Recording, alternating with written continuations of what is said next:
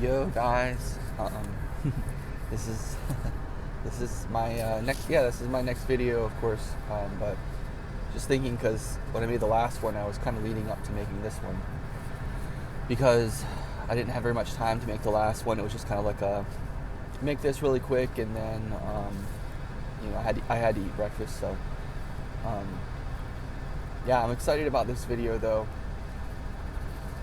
because I want to talk about some things that were really just on my mind, and those things are feelings. And this is a different type of video about feelings than before. And I love this theme. I love this topic. I love how this has become a thing. I'm really, really, really happy. I'm really, really excited. Yeah, and I think just to kind of trace back some steps, this concept of like talking about feelings, that sort of thing, kind of started with somebody's comment on one of my videos, probably about a month ago now, where they were talking about how, because I shared my testimony in the video, and they were like, "Oh, so basically what you're telling me is that like your testimony is purely based on feelings and not facts." And so that just kind of, yeah, that spawned me into thinking about like, what the heck, like, are not feelings important? Do not feelings matter, right? And I know, like, in this modern age, look, there's so much corruption, especially like politically. Especially if you guys are in politics, you know what I'm talking about. If you lean to the right, you especially know what I'm talking about. Like, or not even to the right, but like you'll know what I'm talking about with like the identity politics nowadays, where it's like, you're not allowed to say this because this is this, and you're not allowed to say that because that is that, and you're not even allowed to ask what a woman is, for example, or you're not allowed to question a child if they identify as a popsicle or something like that. You know what I mean? Like, there's all of this, so there's a lot of toxicity I feel, okay, like, feelings are used as weapons in the day and age we live in, because people cry victim all the time, and they actually, yeah, they're called cry bullies. They say that you've insulted them, but what they're actually doing is attacking you. They're attacking you by accusing you of attacking them. Pretty sad, and it's literally the name of the game. So anyway, with all that said, so we have this counterculture movement that kind of has emerged lately, in the past few years. Like, I think this is the reason why Donald Trump came to power, and this is why he's been notorious for being people call him a bully. He's not a bully. He's just someone who like won't take any bullcrap. And there's a reason why we have this pushback from that side, from the side that says, actually no. And the quintessential example I want to speak of is Ben Shapiro, because I'm not the biggest Ben Shapiro fan. I'm not saying anything bad about him. I just don't really like. I just don't like deal with him. I don't have anything against him, but it's just like he's not my dude. You know what I mean? He's not my dude. But anyway, he was famous for coining the term and phrase facts don't care about your feelings, and that is something that a lot of people. That's something that's brought a lot of relief to people. It's been like a breath of fresh air in the atmosphere in the atmosphere that we live in nowadays. And I applaud him, and I applaud the sentiment. I think that it's great, because that is a device to cut through a lot of bullcrap that's just so hard to define and so hard to clarify. And so to a point, yeah, facts don't care about your feelings, but on the other side of the coin, that can definitely be used in such a rough way. And yeah, that's one of those things. That phrase. I don't want to say it like this. I really don't. But like, just for the sake of this explanation, I'm saying that phrase is okay. That phrase is a tool. It's not a weapon. It's a tool, because it depends what you do with it. You can pick up a hammer and you can hit somebody with it. Is that what the hammer is made for? No. It's a tool, and now you made it a weapon. So you can take that phrase, facts don't care about your feelings, and turn it into a weapon. Yeah, and that's the thing. So Where I'm coming from is kind of from the other side of that, to the right. The other side of that. Facts don't care about your feelings. Okay, yeah, that's true, but feelings do matter, right? So, and that's where you have to be careful, because you can have feelings all day and your feelings are great, but are you deceived about something? Probably, most likely. I mean, everybody's pretty much deceived by something. I mean, I don't know. Maybe I'm wrong there. I might be totally wrong. But I'm just saying that nobody's got it all right. Is kind of what I'm saying. And anyway, I'm feeling like I'm getting stuck in some stuff that's kind of holding me back from what I'm really trying to say here. What I'm really trying to say is that feelings are awesome, and I think that feelings are part of what make us us, and they are what make us individuals. Like, we're already individuals, but the more that we choose to make decisions from, it's like the thing nowadays about authenticity, like everything is about being authentic, and if you're authentic, then that's just like the best. And of course it is, of course, like being authentic, that's, of course, like, duh, like you should be being authentic, like, what's the alternative, right? But anyway, the more authentic you are, the more your feelings and the more life around you starts to change. And it also has to do with the more honest you are. The more honest you are, the more you think. Jordan Peterson's a really great example of this. He thinks really hard about what he means and what he means to say. When he says something, he makes sure that it is exactly what he wants to say. And it's a lot of thought into that. And I think that that's such an important thing. And I know that when we do that, it changes the world around us, and the world, the universe, the world, the external world reacts to us in a different way, rather than us going, there's always, I feel like there's the hot point version of like what we could say, maybe the easy option, and then the harder option is the more honest option, the one where we actually have to think a little bit harder and take more of a risk by saying what we have to say. That yields the better results. And what I'm saying is that when you start doing that, I feel like it starts generating more feelings that are more true to you. And the more truer they are to you, the more unique they are. And the more unique they are, the more different they are from the rest of the world, and the more they stand out. And therefore, the more value they have in a way, because they add something to the world that did not exist before you, and your feelings and your thoughts and emotions. And this is something that I kind of ran away with for a while. I took this to the extreme, and then it kind of snapped back, and then I took it and ran to the other direction of like the shut up, sit down, you don't matter, like just literally shut up and like just do what you're supposed to do, and like shut yourself up and don't do anything. That's the harsh version, and that's I think that's an area where we need to be careful. I think we need to be careful and avoid that area, because you do matter. You are important. And I'm not trying to say, the movement in the culture today is like to the extreme. It's like, you matter. Everything about you is more important than anyone else. It's like, wait, what? That's not true. So, to boil it all down, you do matter. The things you have to say are important, and your thoughts, feelings, and beliefs are important, and they do matter, and they are valid. And you should probably just keep doing the things that you're doing, and aka the things that make you happy, the things that make you happy, and the things that make you happy aren't always right. So I'm not advocating for just what's the word? Hedonism. I'm not advocating for hedonism, doing whatever you want, whenever you want. But what I am advocating for is for you to think for yourself and act for yourself, and not be afraid to be a different voice in the crowd. Don't be afraid to say no. Don't be afraid to say yes. Don't be afraid. Just do it. The more you do that, the more stuff happens.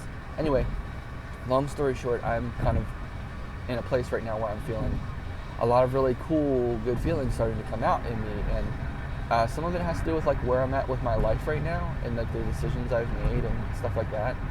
and I'm just really excited because I feel my world around me responding to me, and I'm super happy about that. And I really do think that in some way it has a lot to do with the girl that I'm talking to,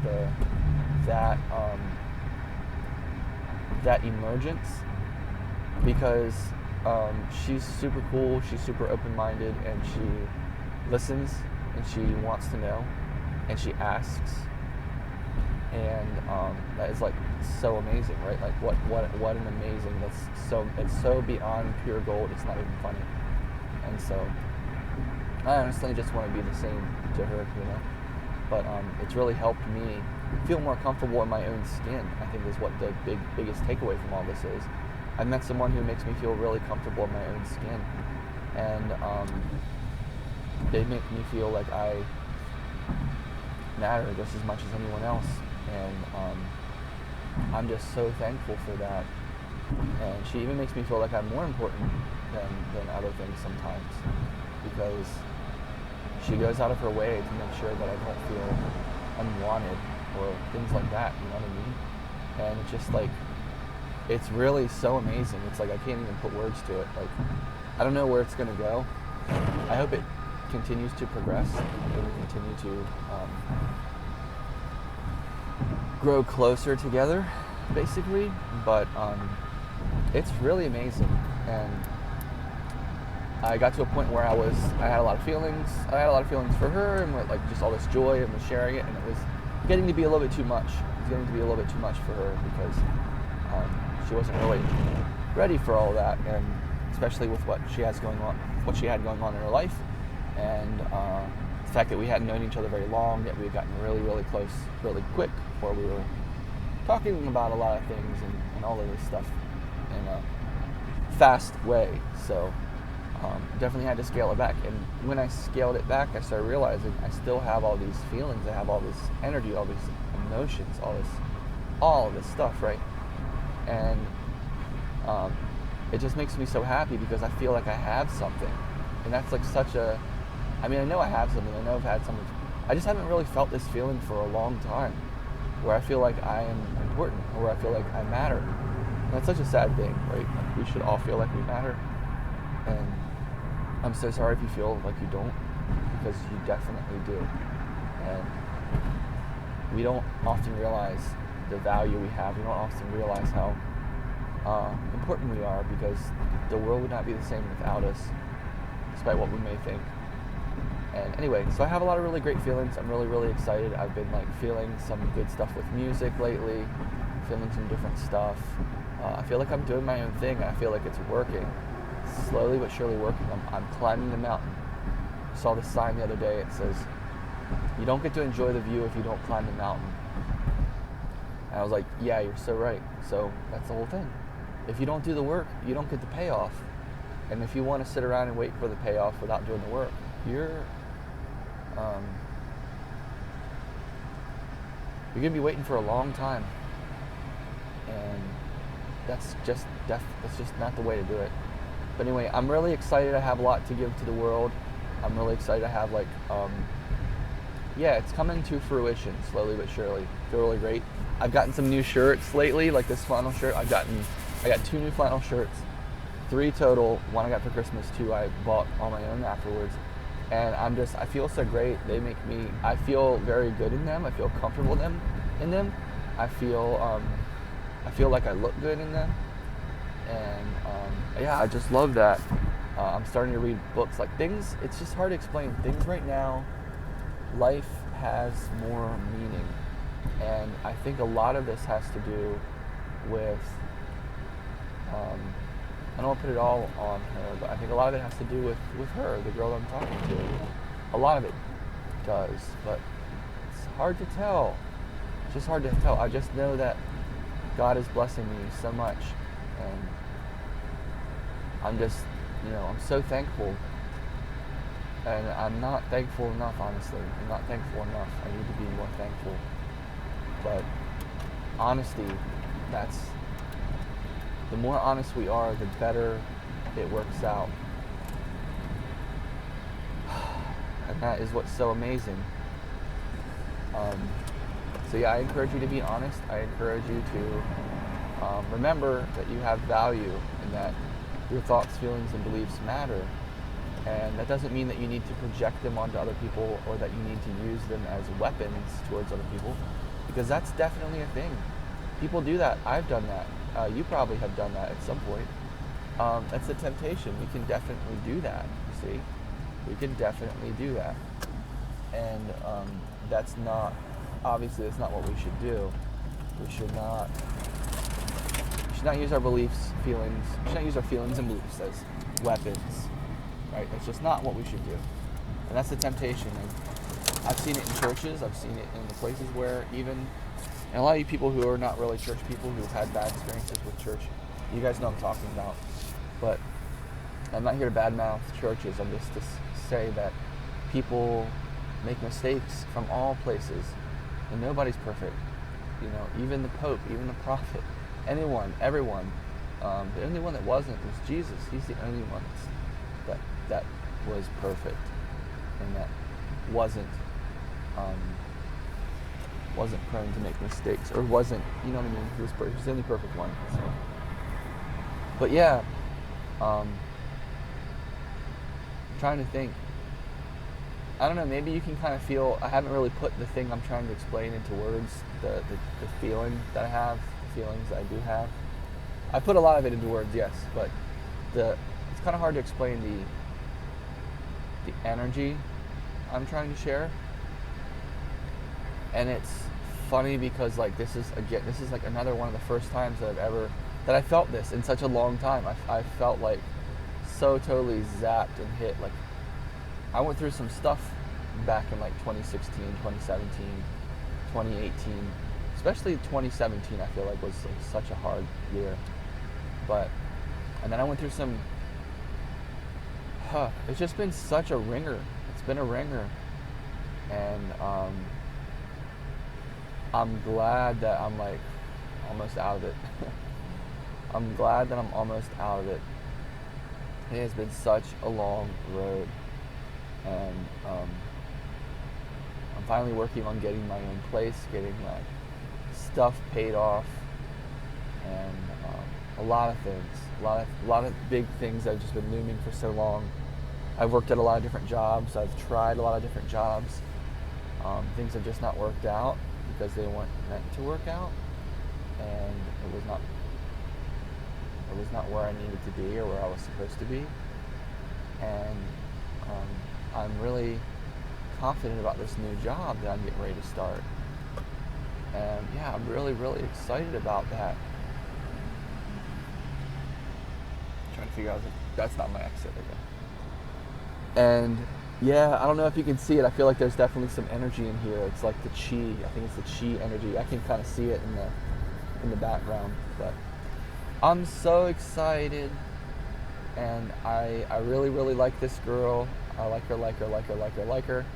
And I'm really, really, really excited to go on a date with her. Or no labels, all labels aside, I'm really, really excited to see her again. I'm really, really excited to hang out with her and have fun with her. And yeah, I really, really can't wait. I'm really, really excited. So we'll definitely see how things go. But yeah, it's really interesting. We get rewarded when we honor people's wishes. When someone asks something and it's really, really, really hard, but they really want it, or they really need it, and they really just need you to do this thing, and then you do it, even if it's hard. But you do it because you care for them. You do it because you want what's best for them. You do it because, yeah, you want what's best for them. Things change.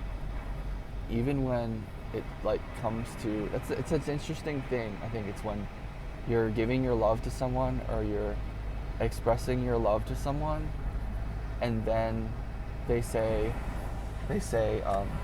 hey, can you hang on? Because I'm not quite ready yet, or I'm not quite sure, or I'm not quite there yet. And you're like, oh, it hurts because you loved the feeling of giving your love to them. You loved the feeling of sharing your love with them. But when they ask that and you're like, oh man, you get kind of scared, right? Because you're like, dude, I thought this was really awesome. I thought this was going in the right direction. I thought this was amazing. I thought all these great things were happening, you know? And then you realize, like, it's not ending. You realize it's not ending. You realize it's just changing. And you realize that this person just needs a certain thing. And so you have to give that to them, space or whatever, you know what I mean? And the funny thing is when you love someone so much and they care about you too. I'm not going to say they love you too, but just like they do on some level. They love you as a friend, or they love you as a brother or sister or whatever. They love you in that way. But when they care for you too, and they ask you for something that they need, and what they ask is for space or time, or to slow down. They ask you. That was the case with me. It was just to slow down. And I'm like, dude, this is what I've been trying to do this whole time, and it's hard. And now you're asking me, and now I'm kind of scared because I'm afraid that I messed up. I'm afraid that I've done it too wrong for it to work out. And that's that scary feeling I felt, and it's really hard. But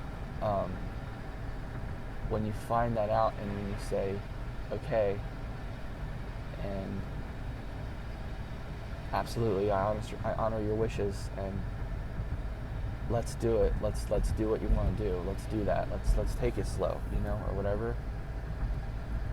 It's not a matter of like cutting off your love, or like cutting off the flow of your love to the person.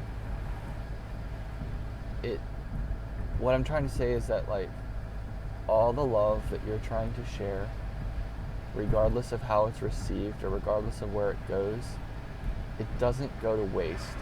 And God will show you how it's not going to waste.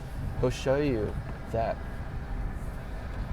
it's not going to waste. He'll show you that, guess what? You weren't wrong for doing this. You are my son, or you are my daughter, and I made you. And you are so loved beyond what you can comprehend. And if you ever just think for a second how much I love you, it will change everything. It will change your life. And you can feel that love. So it's not that you have to cut your love off from someone, or maybe if your love is like a hose, like it's spraying water out of a hose, and you kind of have to turn it down some so the pressure doesn't come out so fast. You know what? God sees that. He loves that. He honors that. And that love doesn't go to waste. And you weren't wrong. You weren't wrong for sharing that love, for feeling that love. You were just being you. You were just being you. And there's just so much that you feel, and so much that you can enjoy, because God doesn't let things go to waste. And He sees you, and He loves you, and He knows your heart. He knows what you're going through. And I know this because I know this is true for you guys too, because this is what I've just experienced. This is what I've just experienced. This is what I've just gone through, and I felt His love. And He says, don't be afraid to love. It may take courage to love, but when you do,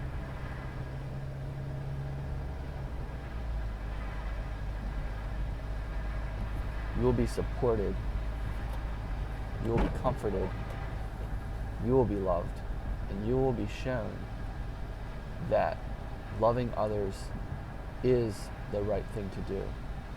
And we're all just learning. We're all just learning. We're all just learning how to do that. So, anyway, I just wanted to share this all with you guys. And I share it with you honestly and from my heart. And I share it with you in the name of Jesus Christ. Amen.